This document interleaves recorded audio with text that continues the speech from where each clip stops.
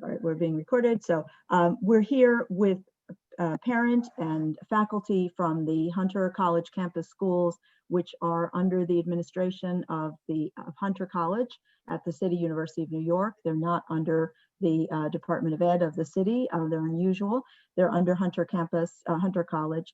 And we have fought and fought as a union representing the teachers who are standing up for students at the Hunter campus schools. The union fought for months to get safety inspections of the schools. We met obstacle after obstacle by the administration. We had to take them to court to get the proper HEPA filters in every classroom. And now we find, tragically, after about 10 days of school, that there are 4 confirmed COVID cases in the elementary school and specifically in the kindergarten.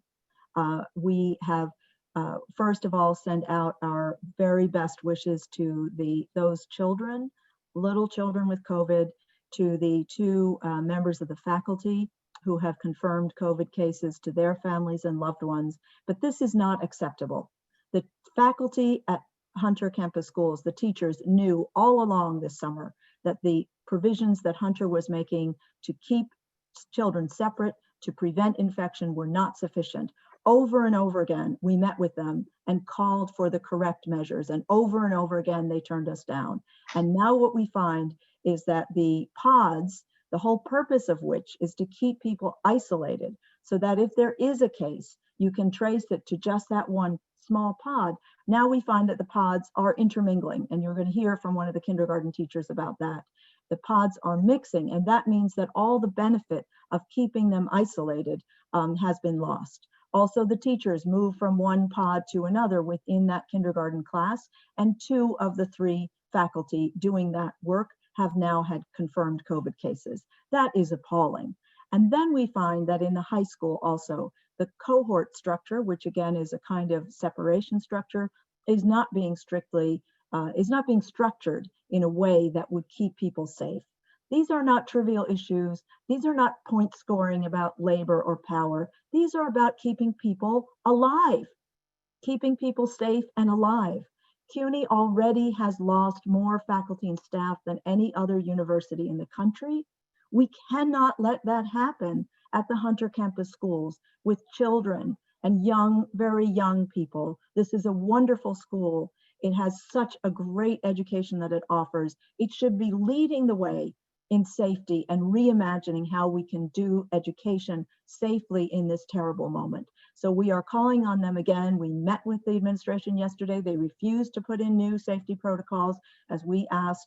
We call on them again, put in the safety protocols that are needed, because obviously the ones you have in place are not working well enough. They have not kept children and teachers safe. So you're going to hear today from some of the other folks on this call, and then we look forward to hearing your questions. First is our Director of Communications, Fran Clark, who's going to talk about the technical aspects of this press conference. And then we'll hear from Tina Moore, a math teacher and the chapter chair of our union group at Hunter Campus Schools. Fran? Okay, hello everyone, welcome. I see we have almost 200 people here. We're glad to see you.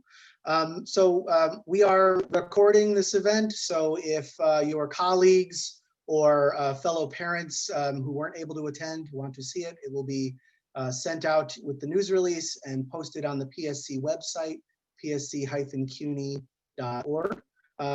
We are in the webinar format right now.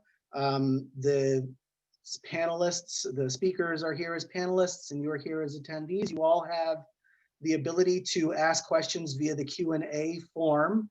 I'm going to ask that you hold questions to the end, and that you will see that you have the ability to rename yourself. And if you are a member of the press, please rename yourself so that you are identifying the outlet that you're from. That will help us to field questions from press first. We're going to prioritize press questions, and then after press questions, we'll field some questions from teachers and parents from Hunter. And if we have any time left within our hour, we're going to keep this to an hour, then we'll field questions from the general PSC membership who are also here in solidarity and support. Thank you all very much. Great, thank you. Oh, Over and I to- just also want to say we've got, sorry, Barbara, I'll just say, I know we already have some press logged on here. We have other press that have asked us for the recording, and some press that have logged on and just pressed record, and will follow up with us after for questions. So we're glad for all of you. Great, thank you all. Welcome again. Over to Tina Moore, a math teacher and the chapter leader at the Hunter Campus Schools. Hi, everybody. As Barbara mentioned, Tina Moore, Hunter College Campus Schools chapter chair. I'm really sorry about the potential noise that you might hear in the background. So as Barbara mentioned, we had 2 kindergarten students in our school who tested positive for COVID, 2 teachers in our school who tested positive for COVID. You know, as a representative of the teachers, I'd have to say that our teachers are scared, they're nervous, but more than anything, they're outraged that this happened. We feel that this could have been prevented. We feel that there are the safety protocols that the school has put in place did not work and did not keep our students safe.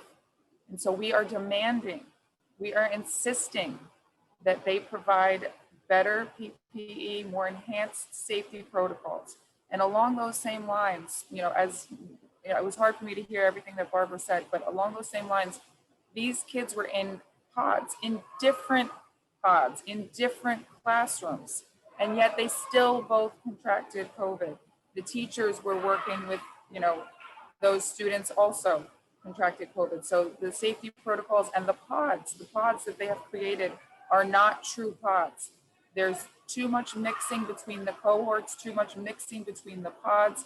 And we are demanding that for true cohorts, true pods, where the kids can be kept separate and they can be kept isolated and they can be kept safe. We are also asking for testing, right? Randomized testing. They promised us this over a month ago. They promised that we would have testing over a month ago and have yet to fulfill that promise with excuses and excuses about the delay. We need the random testing now. That's a minimum of what we need with regard to the testing, but it's something that we deserve.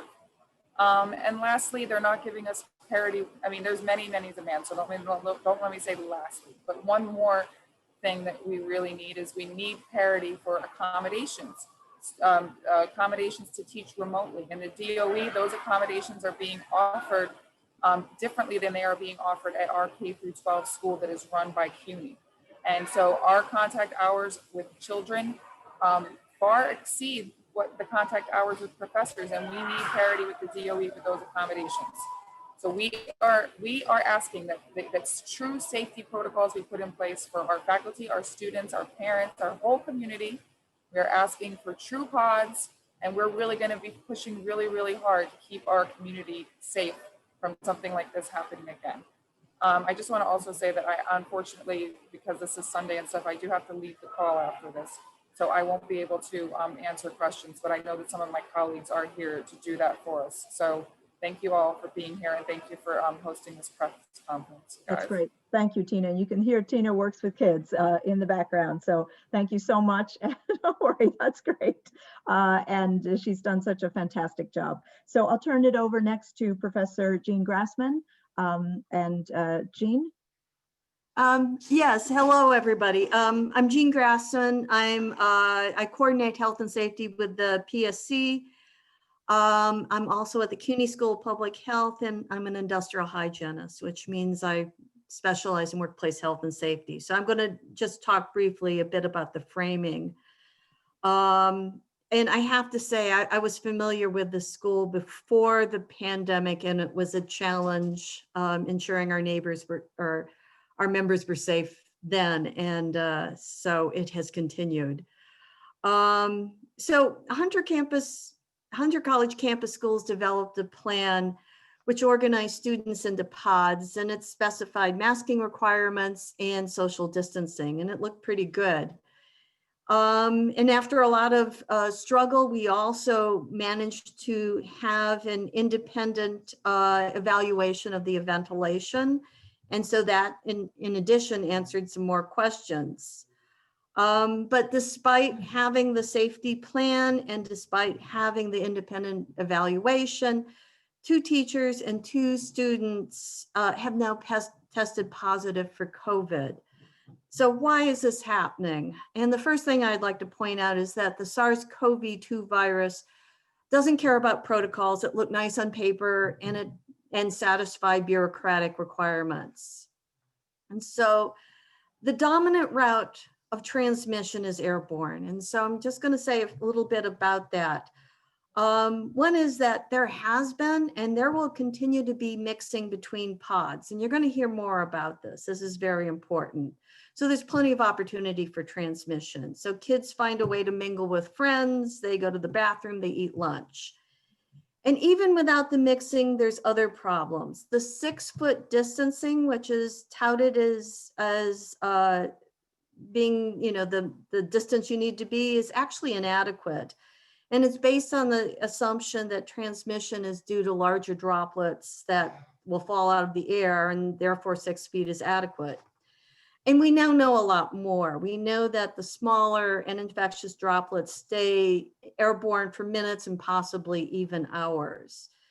So what produces these particles? Well, it's breathing does, but even more so speaking, and speaking loudly to a classroom produces even more. So the highest levels of particles are produced by coughing and sneezing. You're just literally exploding particles into the surrounding environment. We all acknowledge that ventilation is the key to controlling transmission, but making it adequate is not easy, it's not foolproof. So if you happen, even with good ventilation, if you happen to be downwind of somebody who's infectious, there can be transmission. We've also heard allusions to that, that the instructors, the teachers are in the classroom for extended periods of time. So in terms of dosing, there's a high degree of dosing of the teachers there. Face coverings, we know face coverings are important, but they do not eliminate exposure to the airborne virus. And the best face coverings that people are using eliminate about 80%, which sounds pretty good, but then you realize that there's 20% that actually does make its way into the air. And actually some of the face, and that's the good face covering, some of the face covering that people use actually make it worse. They actually break up the particles and you get more small particles.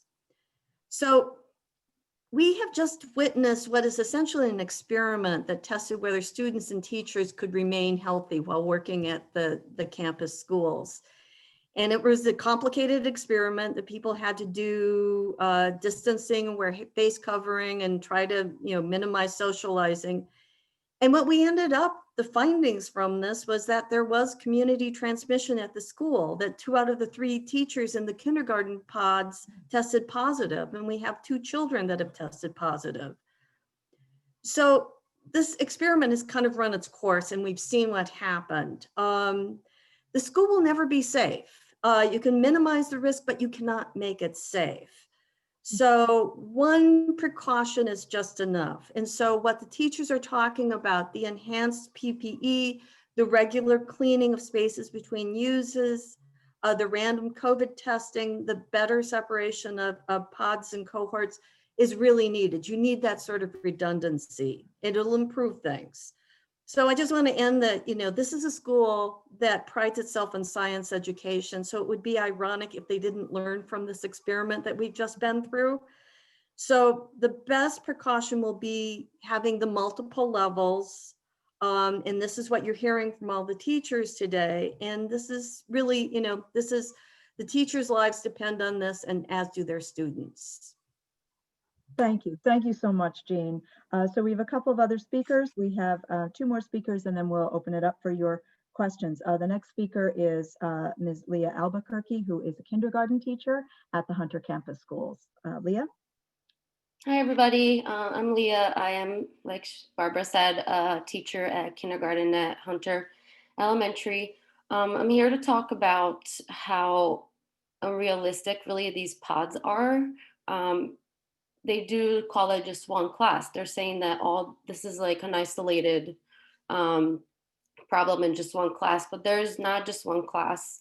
There are 2 different pods, and both of those pods have a positive case. And these classrooms, just to give you an idea, are on opposite sides of the building. So the teachers have to go through the building back and forth to go teach at these different pods during the day. When we do snack, lunch, recess, anything where they're sitting outside, they're being mixed.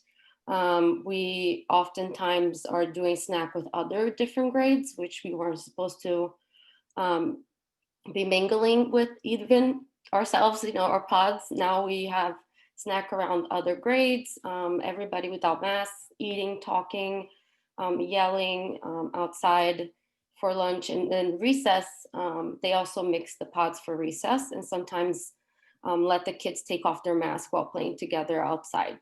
And when they come in for buses, when they're waiting for us to pick up, or when they're waiting for the bus at the end of the day, these pods are also mixed together as well with those kids that are taking the bus or coming with the bus. And we are also supposed to get hall monitors to help, take one kid to the bathroom or come back. As most people already know, kindergartners can't really walk to the bathroom by themselves yet. The building is really big. They don't really know where the bathroom is. They will most likely get lost. So we can't send them by themselves. And now we can't send them in pairs either because they can't be together and close. But because these hall monitors are really not there, I end up having to walk an entire class just so one kid can use the bathroom. So they're all sitting in a hallway waiting for a kid to use the bathroom. And then we have to come back as a class since I have by myself, or both of us are by ourselves in these pods. Same goes for the nurse. When we don't take chances in the classroom. So anytime I have to send a kid to the nurse, again, they can't go by themselves. They don't even know where it is. So I have to get up, take the whole class during the day, go sit and wait for the kid at the nurse, and then, come back or drop him off at the nurse. Usually the nurse brings the kids back to the class as well. So there's a lot of traveling around the building. There's a lot of mixing. Again, they're 4.5, 5 years old. They don't keep the distance when they're in a line. We try to remind them, but they're pretty much very still dependent on their teachers to help.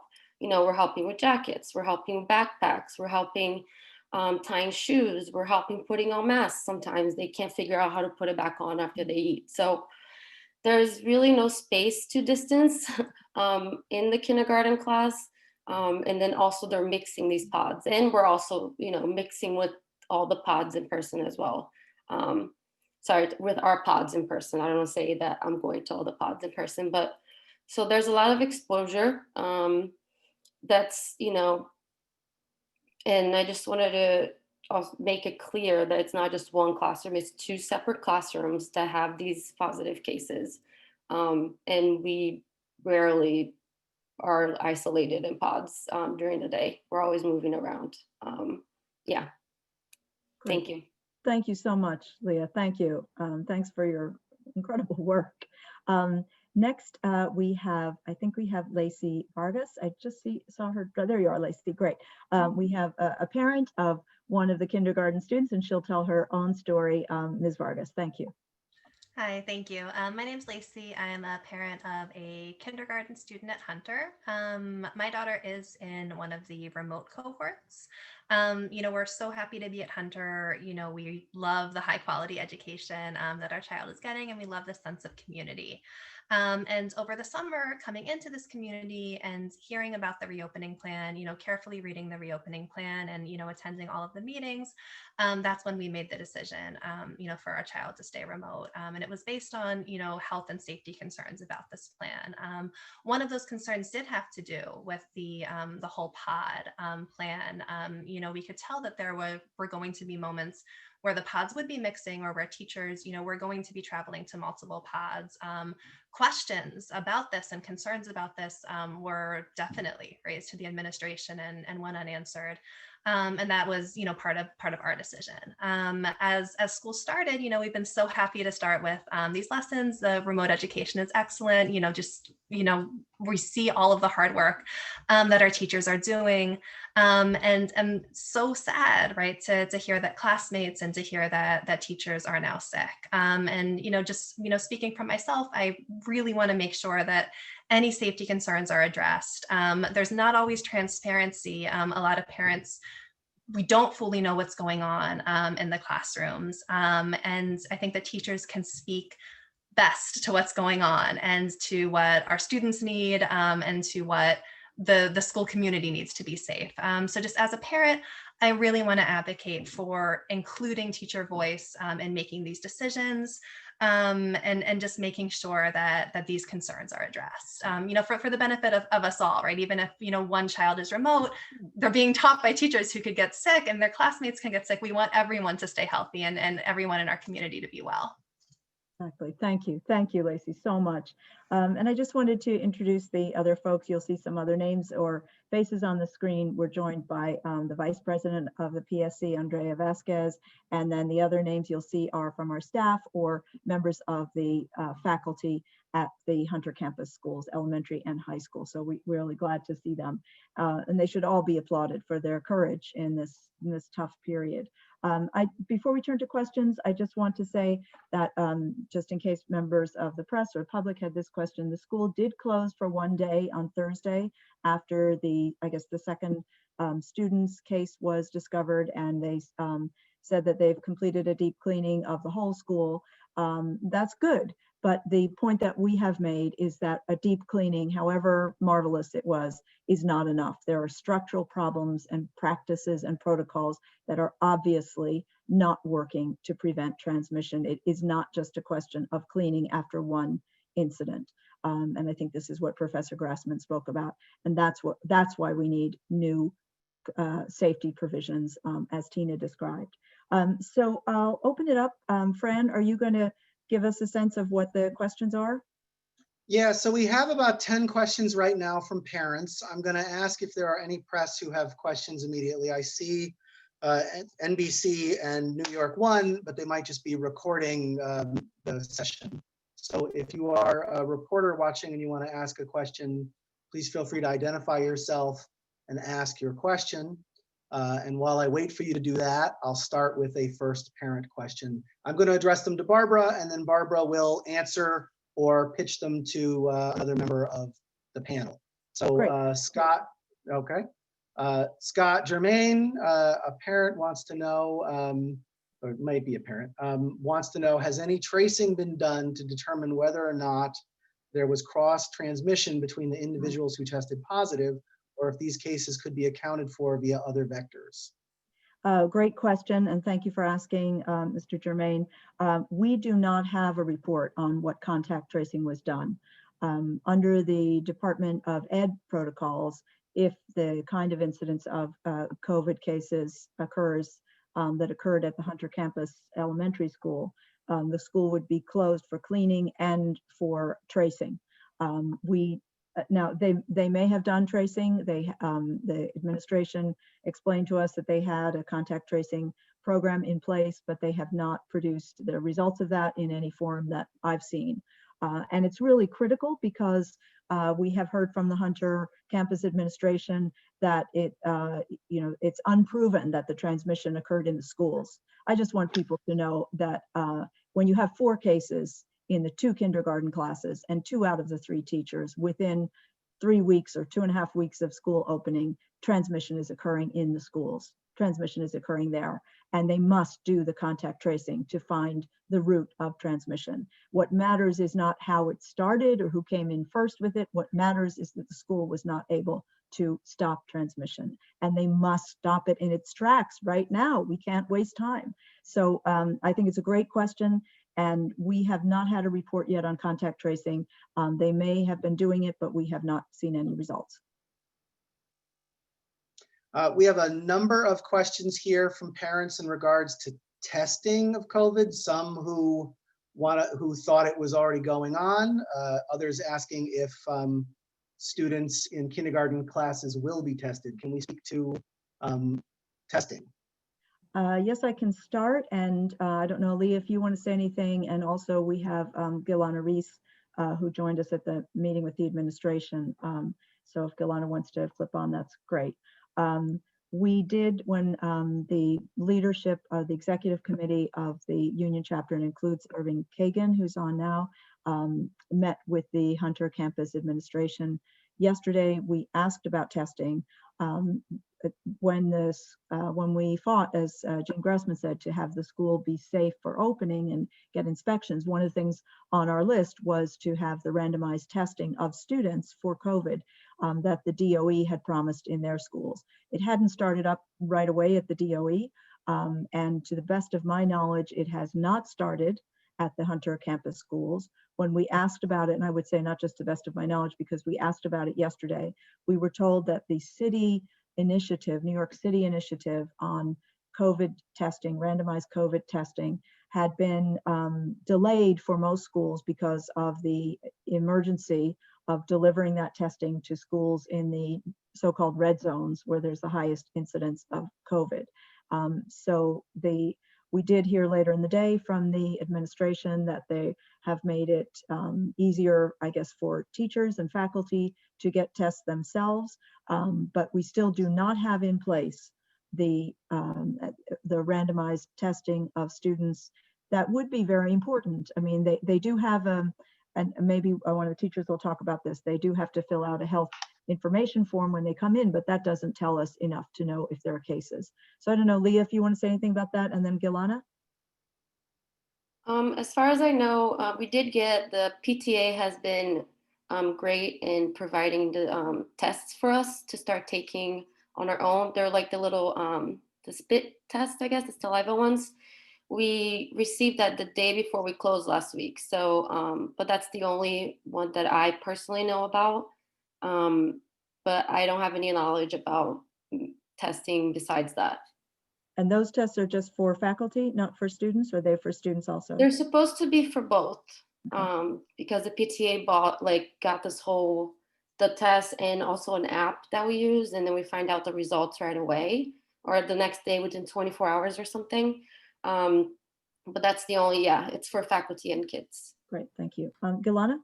Yeah, just to clarify, what Leah's talking about is an elementary school PTA initiative that's in place for the elementary school. There's nothing currently in place for the 7 to 12. And we were assured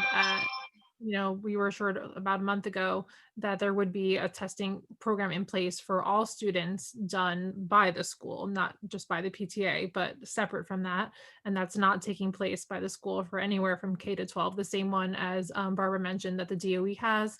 And the DOE has started testing in schools, already.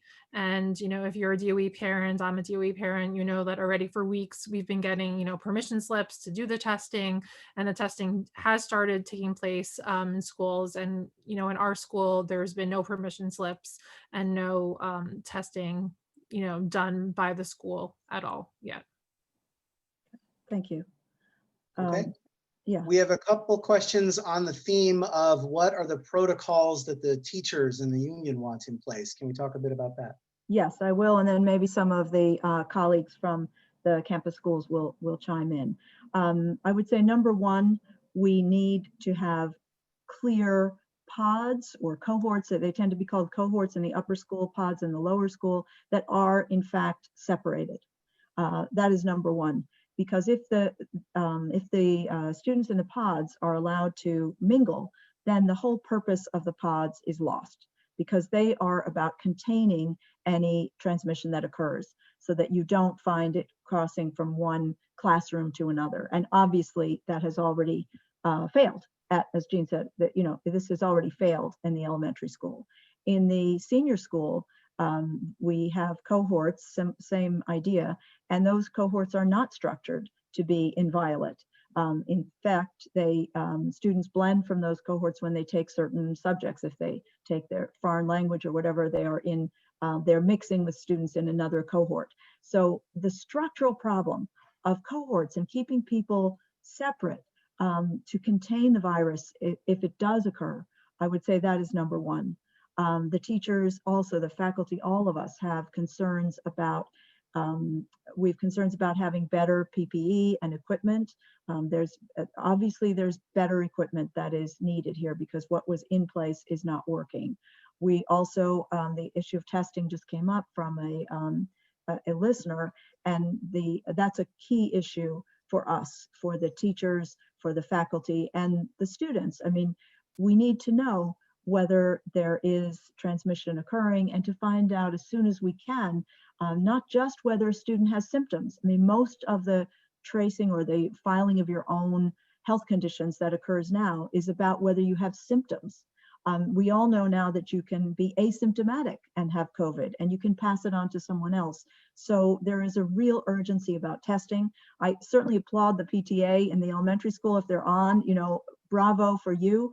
But really there is a systemic failure when we have to rely on the initiative of parents on their own doing this tremendous work to get tests. So those are some of the things. And then as Tina Moore mentioned earlier, the issue of accommodating people who are at high risk under the CDC categories of high risk, if they do, high risk of serious illness, if they do contract COVID, the practice of allowing that accommodation for people to work and teach remotely has not been as vigorous and as well directed as it should be. It's being handled by CUNY HR, and we would like to see the Hunter campus administration advocate much more vigorously, because the faculty in a school, in a K through 12 school, spends many, many more hours typically with the students than a college faculty member. And as you heard from Leah and others, the boundaries between students physically, especially when they're little, are much harder to enforce. So all of those concerns are on our list. I don't know, Galina, if you want to say anything else about the protocols that we are seeking. Yeah, I mean, we do, I know it's in the press release, the, you know, full list of things that we have, but I would just say, like, generally speaking, what we're seeing is that the protocols that are in place are insufficient at preventing the spread. So we are asking for enhanced protocols. And yesterday when we met with the administration, they, you know, really refused to provide any enhanced protocols beyond what they were already providing. And, you know, that could involve, you know, enhanced PPE, real-time CO2 monitors, you know, like Barbara was saying, you know, accommodations, you know, more accommodations to work remotely for people who are at risk.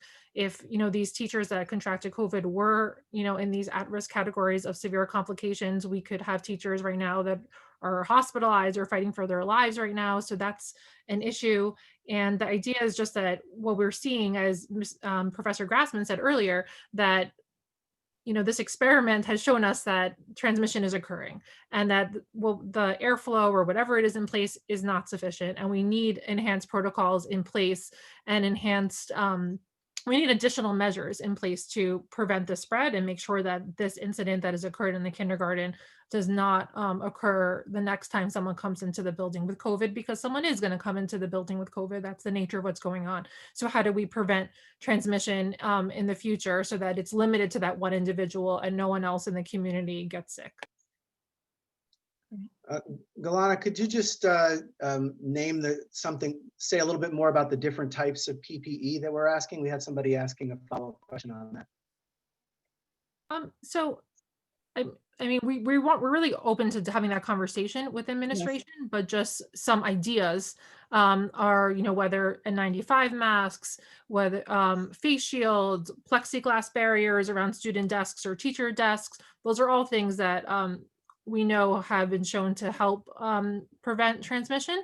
So those are some ideas of PPE. Right. And I guess I just would want to say, and this picks up on what Galana said, clearly something is not working in the school to prevent transmission. Something is not working. That's not to say the administration did nothing or there was no thought about it, but what they should do now is admit that something is not working, instead of trying to say, as they have said to us, well, we don't know transmission happened in the school. Excuse me, but that is a very thin reed to stand on.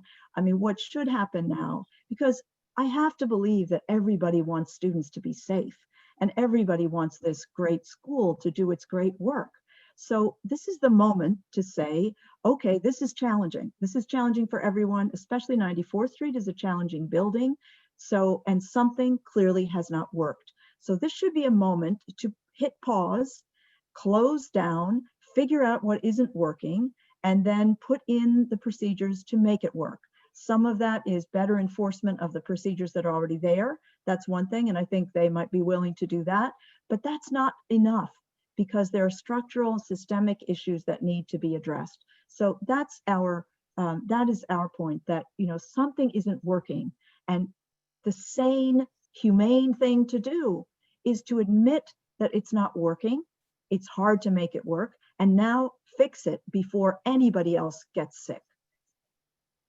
Can I just add maybe something about the accommodations, which is that in DOE schools, if you were over 65, you got automatic accommodation based upon CDC recommendations. While some of our members have gotten accommodations, many others have not, and they've been sort of rejected on a, you know, individual basis, but they are not echoing the broader policy that the DOE has taken, and which has been in fact expanded since the summer, which now protects people who have loved ones at home, who that they could in fact, people who are immune compromised, or have you know, illnesses that might make them more vulnerable. Those people are being protected in DOE, ours are not. And the only answer we seem to get is that, well, we're just, you know, different management, different institutions. But as Barbara pointed out, our personnel are working in ways that echo the DOE. And it seems like a more reasonable policy that, you know, we should have some kind of explanation as to why a more niggling policy is being employed here. Thank you. Fran? Okay, a question about the kindergarten classes where there have been cases. Robin, a parent named Robin would like to know, are both kindergarten classes being quarantined? The information that went out Friday seemed to indicate that only one class was affected. Okay. Maybe Leah would like to take that? Yeah, from the emails that you, the parents get, we also get, as far as I understood from the email, there's only been one pod that's been required to quarantine. I haven't gotten or heard or anything that says both pods. It just says class, the class has to be quarantined. So that's all that I saw. So I'm not sure. I hope so, but as far as getting communication, I don't think I've seen anything. Gilana? Yeah, just to clarify, when they say class in the school communications, they're actually referring to two pods that share teachers. So there's 3 teachers that share these 2 kindergarten pods, as well as an additional 3rd pod that's remote, you know, that Ms. Vargas was talking about earlier.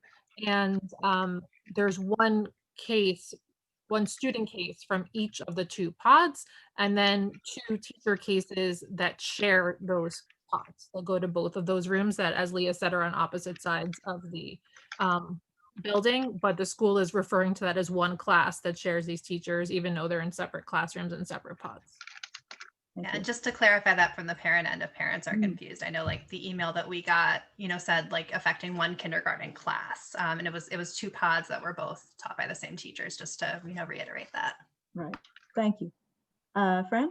Others? Yeah, they're starting on a different theme. What will we do if our demands for enhanced protocols are not met? Well, that's a good question. And, you know, first I'll say that they still have a chance to meet them. You know, the administration is saying we'll open Monday. The union leadership and the faculty leadership at Hunter Campus Schools thinks that's a very, very bad and potentially dangerous mistake. So we hope that we don't have to take more dramatic action. I mean, we have tried many things, meetings, petitions, writing to them. I've met with the CUNY top administration in order to get inspections of the building, just to have a licensed inspector come in and show that the airflow was acceptable and recommend other changes. We had to get the state education commissioner involved. We had to get the head of the National Teachers Union, the city, many others involved just to get that. We shouldn't have to do that.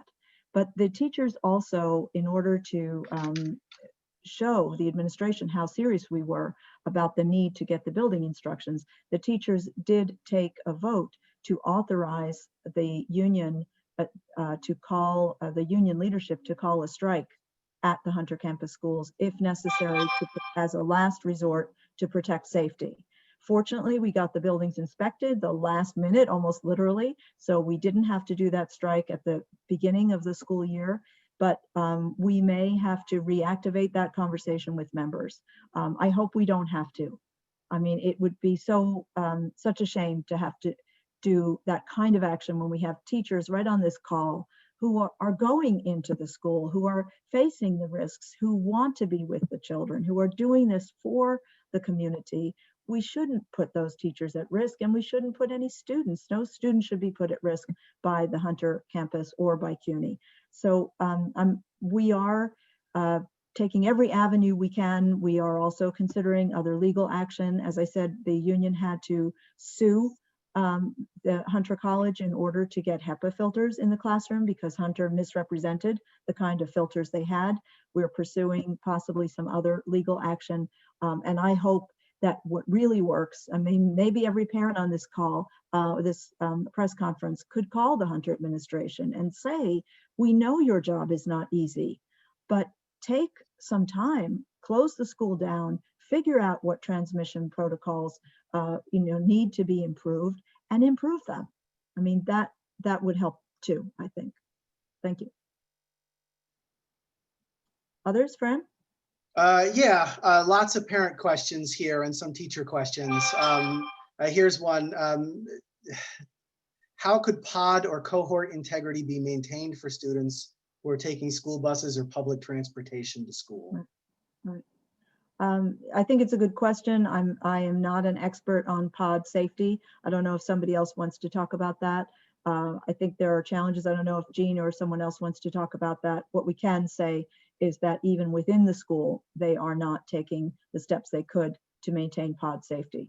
I'm sure there are other things that can be done in public transport. And as far as the upper school is concerned, there are other models of keeping cohorts completely separate. I mean, some of you are probably parents of children in other schools where there has been success in keeping cohorts of students completely separate. So even if some take Spanish and some take French, and the cohort does not blend with another cohort to take their language courses or their upper level math or whatever it is.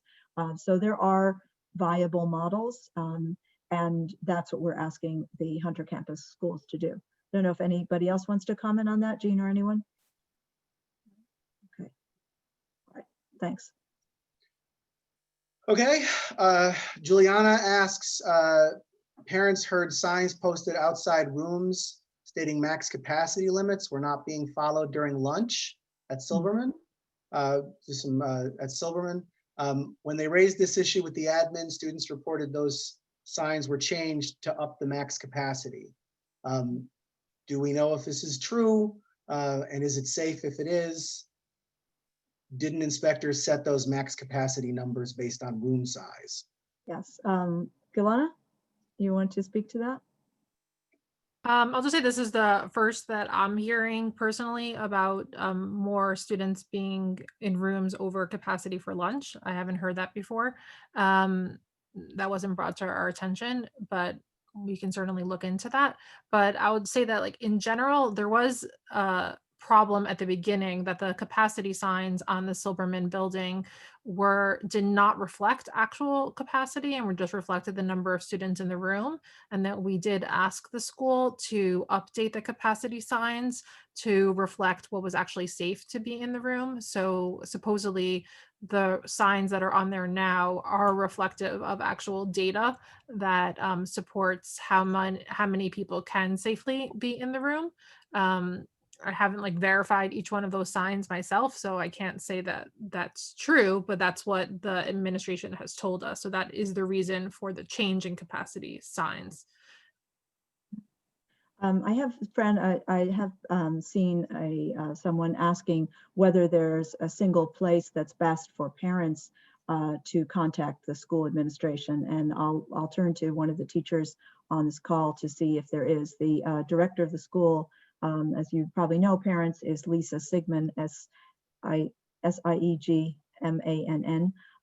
right? And, but I'm wondering if one of the participants in the call can help with that, because I think it's great if parents, you have nothing more important for you than keeping your own child safe.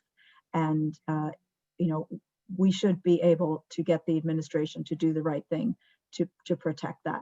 So I don't know if one of the teachers wants to say anything about that to make it easier for parents. Any of the teachers? Okay, well, we'll see if we can put something out there. The president of Hunter College is President Jennifer Raab, R-A-A-B, and she can be found if you go on the Hunter College website, you'll find her contact information, and definitely contact her.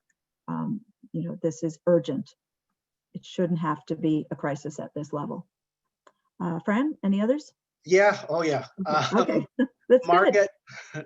Margot, a parent, wants us to explain a bit about how pods are interacting in the high school. This question is specifically about language classes, but maybe more broadly about the high school situation too. Okay, I don't know if Irv or Galana wants to speak to that. Galana, you want to start? Sure. Yeah, so as far as I know, and I haven't seen every student schedule, but as far as I know, that at least in the 8th through 10th grade, which are the grades that are in person right now, the 7th grade, I think they were able to keep the integrity of cohorts, but in the 8th through 10th grade, 11th and 12th grade are still remote right now, but 8th through 10th grade, there is mixing of the pods for foreign language, that because there is 2 different math classes, there's an HMath and an eMath, and then there are the rest of your classes, social studies, science, etc. And then there is foreign language, and students take, Spanish, French, Latin, Mandarin, that kids are being mixed around for the foreign language classes. So they're in one cohort for like the rest of their subjects.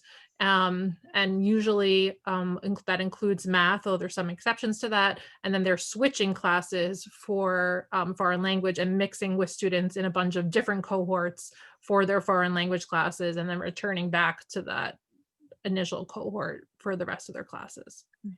Irv, did you want to add to that? I guess maybe I'll just ask Galana also, the numbers of students in 7th and 8th grade classes is above 12. Is that a concern? Yeah, so in the DOE, they are mostly keeping to that 9 to 12 number. In the elementary school, we heard from the principal the other day that they are also at a maximum of 12 students per pod, but in the high school, they're in up to 18 students per cohort, per room. If those were actually maintained cohorts, which again, they're not, because they're mixing for foreign language anyway, but that 18 number is, 50% larger than, the other recommended cohort size. Thanks. Oops. Someone's got a dog in the background. Okay. That's me, I'm sorry. Okay. A couple of questions about work actions from the union, including this one. When are you expecting to get, this is Millie, when are you expecting to get answers from CUNY or the Hunter administration? And if teachers decide to strike tomorrow, is that going to be communicated tonight so working parents can make alternate plans? At this point, we are not threatening a strike tomorrow. I'll just say that, as I said, 2.5 weeks ago, when the Hunter administration was still saying that they would not allow an inspection of the building or buildings, 94th Street building and Silberman building, we took the strike authorization vote, and that would have authorized the union's executive council to call a strike. we are not threatening a strike tomorrow. However, if these things are not addressed, we will have to go back to that strike authorization vote, check in, reaffirm with people, and we may have to take steps again to make it possible for that to happen, to authorize a strike. So that is, as I said, that's not what we are threatening for tomorrow. And we don't even want to be in the position of making that as the only step we can take. Teachers are talking to each other, they're meeting. We met last night. We are considering everything we can do. One thing that teachers have done and that the union is doing and that parents can do is file a complaint with the Department of Health. That is a strong step. It's an important step. If you are concerned about the health of your child and the health of the school and the transmission protection provisions, file a complaint. Let's get them to look at it. So those are some of the things we're doing. We are working to see if we can resolve these issues without having to take a disruptive labor action. That is not what we came into this to do. The faculty came into this work to teach. I'm a teacher too. We came into this work to teach because that's what we love doing. But we shouldn't be putting our lives at risk to do that, nor should we be allowing conditions that we see that are unsafe and dangerous to go on unchallenged. And if we have to use that labor power, the teachers at the Hunter Campus School, the faculty have shown they are willing to do it. That was a very big step to get an 85% yes vote on authorizing a strike. No one wants to do that. There is a lot of personal hardship and risk involved in a strike. That is not an easy thing for someone to contemplate doing. And it was only with the pressure of feeling that lives were at stake that the faculty in such huge numbers or such a large percentage said they were willing to authorize a strike. I am hoping we don't have to do that, but I think you see a measure of the faculty's seriousness about safety, that when everything else was seeming to fail, they felt that they needed to take that vote. So we are trying to reach resolution. We're trying to get the administration to agree to improve safety protocols without our having to enact that kind of action. And maybe just I'll add that like all of these steps that we have taken have pushed the school somewhat closer. Each step has pushed them closer to a safer school. If we had not done the things we did, filing a suit, we wouldn't have had the right filter machines in the classrooms. Galana, could describe the tour that she ended up taking of the building before it did reopen, and people were working in places which had not been indicated to be safe for due to the ventilation system. Like everything that we have done has again, we got them to agree to have random testing. They would not do that initially, and they haven't coughed up that they haven't made good on that. Thank you, Andrea. Yeah, I just wanted to say that the PSC, as you know, represents 30,000 faculty, staff across CUNY. So I want to say on behalf of the whole union and all of our members that what you've done and the actions of the teachers and the parents in this location has really been very meaningful and very important to the safety and health of all the members of the union. You've set an example and made demands that are really very important, even though we haven't at all the CUNY colleges been called back to work the way you have. We know that we will one day, and you are setting a really important standard and example for all of us. So we appreciate it on behalf of the whole union.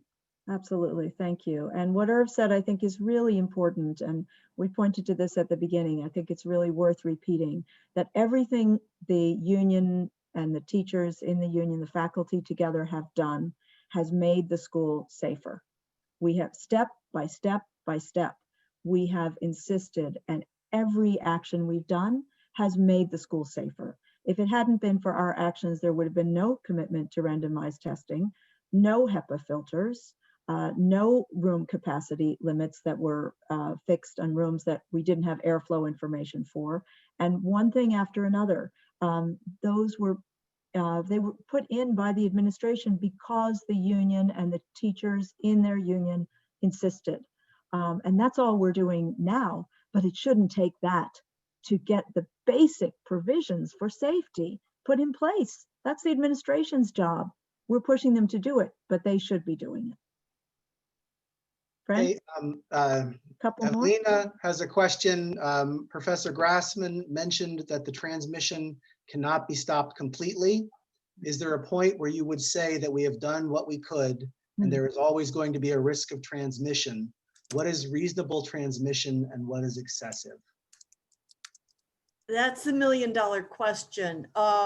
I mean, I think that, and that's a really good question to end on. It is true that the risk will never be zero, but I think when we have a situation where there's no evidence of transmission within the school, such as what we've had a very clear example of where you have 2 out of the 3 kindergarten teachers show up positive, as well as students, it really is telling. So I think there will never be zero, but I think we can make it better. And I think that's a lot of what the teachers are asking for are really not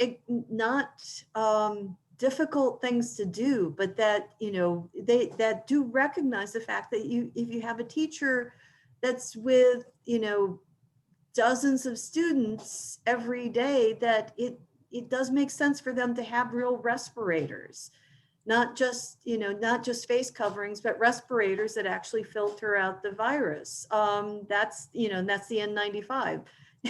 They're not expensive.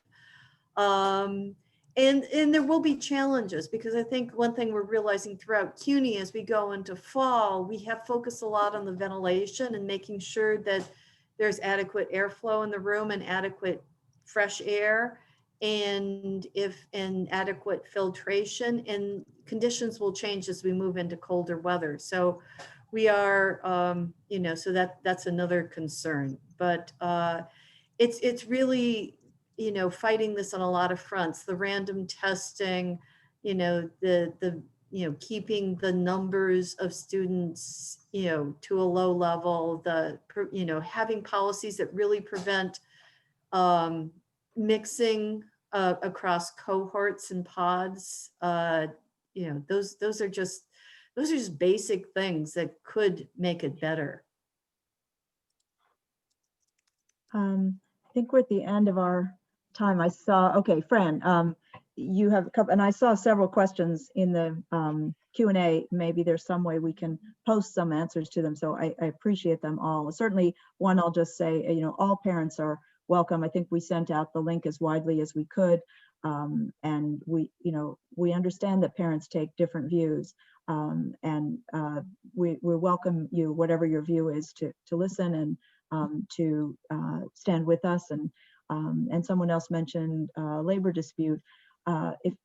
If you call labor standing up for safety, which is one of the things that labor has done historically in this country, it's the only reason we have any safety standards in any workplace, is that labor has stood up for them. If you call it a labor dispute, then to take a stand so that people should not be killed by going to work, then I'm proud to say this is a labor dispute. But if you want to use that term to characterize this as something narrow and not about safety and not about children, then I think that would be a mistake. These are teachers who chose this life and they love these children. I mean, all these weeks that I've been talking with them, I have felt nothing but that, and that deep connection. And this is about teachers who have a union, who can work together, who can take collective action and therefore have power, trying to use that power to keep the whole community safe. We're, not everybody has an organization in this country where we can take collective action.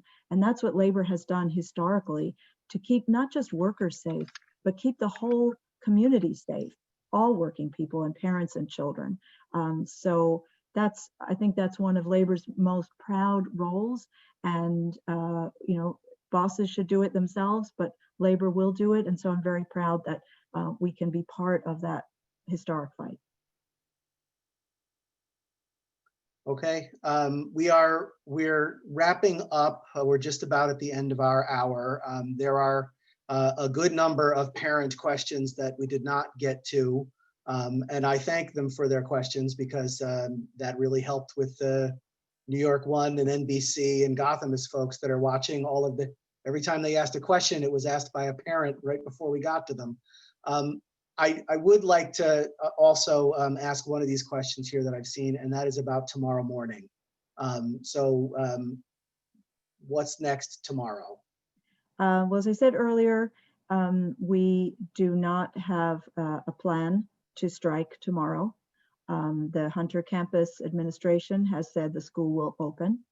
And the teachers are talking with each other, meeting, and we will continue to figure out what's best to do individually and collectively. Many teachers are concerned about their own health right now. They're feeling very vulnerable themselves, as you can imagine, going into that setting. And teachers who, you know, are really being careful about their own health and being exposed themselves. It's a very difficult time for any member of the faculty to be thinking about what they do tomorrow. And I really feel for them. And as I said, the union, you know, the second case that we found was only, I guess, Thursday or Friday. So if we are going to take collective disruptive job action, we need to have some serious preparation conversations with our members and our leadership. We are prepared to do that. And as things stand right now, things can always change. We can hear more things tonight, tomorrow morning. So I'll just say where things stand now is that job action is not off the table for these coming days and weeks. But for tomorrow, we do not have a plan to take a strike or other job action. Okay, so we're at the end of our hour. I think we should say Okay. thanks. Yeah. Thank you. And some questions were being answered in the Q&A. If there's a way that we can think of to post some answers that maybe some of the teachers can think of, we will try to do it. But I know we didn't get to everything, but I just want to thank everyone who was here. We had 260, almost 300 people on. I want to thank Lacey Vargas and wish her kindergartner at home well. I know that's not easy either.